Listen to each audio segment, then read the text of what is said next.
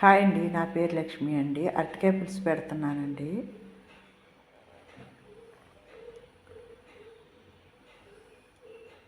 మెంతులు వేసానండి కొద్దిగాని.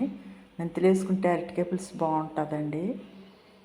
ఇంకా అవి వేసుకోవాలి. మెంతులు వేసుకుని మెంతులు వేగాక ఉల్లిపాయ ముక్కలు వేసేసుకుని బాగా ద్వారగా వేగనివ్వాలి.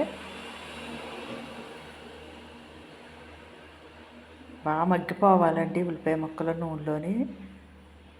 మూత పెట్టేసుకుని ఒక 5 నిమిషాలు మగ్గనివ్వాలి. పచ్చిమిరపకాయలు వేసుకోవాలి. పచ్చిమిరపకాయలు వేసుకోండి. పచ్చిమిరపకాయలు వేసుకున్న తర్వాత పసుపు వేసి మళ్ళీ పచ్చి వాసన పోయే వరకు కూడా మగ్గించుకోవాలి. ఈ ఉల్లిపాయ ముక్కల్ని ఇలా మగ్గనివ్వండి. నూనెలో అలా మగ్గిపోతే బాగుంటుందండి, పచ్చి వాసన రాదు. అల్లం వెల్లుల్లి పేస్ట్ కానీ జీలకర్ర ఏమైనా 2 అరటికాయలు తీసుకున్నానండి. అరటికాయ ముక్కలు వేసి 1 నిమిషం మగ్గబెట్టుకున్న తర్వాత కారం వేసి మళ్ళీ మూత పెట్టేసి ఒక 5 నిమిషాలు బాగా మగ్గనివ్వాలి. అరటికాయ ముక్కలు కారం నూనెలో బాగా మగ్గనివ్వాలి, పచ్చివాసన పోయేంత వరకును.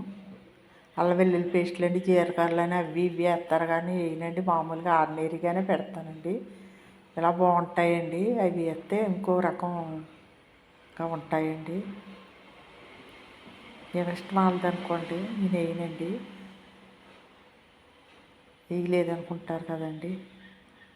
అలాంటివన్నీ వేస్తే ఇంకో రకంగా ఉంటుంది కదనేసి అండి నేను మామూలుగానే పెడతానండి.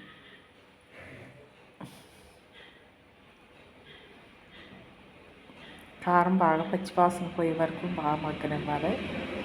మగ్గాక కొద్దిగా నీళ్ళు వేయాలి. అరటికాయ ముక్కలు అది ఉడకాలి కదా, కొద్దిగా నీళ్ళు వేసి అప్పుడు ఒక నిమ్మకాయ సైజు అంత చింతపండు తీసుకుని పులుపు వేసుకోవాలి. వేసుకుని మనకు తగినంత, మనం పులుసుకు తగినంత నీళ్ళు వేసుకోండి. మీరు ఎంత కావాలంటే అంత వేసుకుని మూత పెట్టుకుని బాగా మరగనివ్వాలి. దగ్గర పడే వరకు మరగనిచ్చుకోవాలి.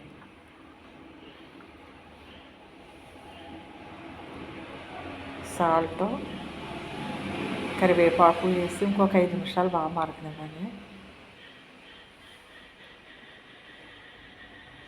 చిన్న బెల్లం ముక్క వేసుకుంటే బాగుంటుందండి. పులుపులట్లో బెల్లం ముక్క వేయాలండి. చిన్న బెల్లం ముక్క వేసాను నేను. అదండి బెల్లం ముక్క వేసాను. బెల్లం ముక్క వేసి ఇంకొక 2 నిమిషాలు బాగా ఉడకనివ్వాలి. మనకి దగ్గర పడే వరకు కూడా మరగనివ్వాలి. మరిగాక అంతే అండి. కొత్తిమీర వేయలేదండి, నేను కరివేపాకు వేసాను కాబట్టి.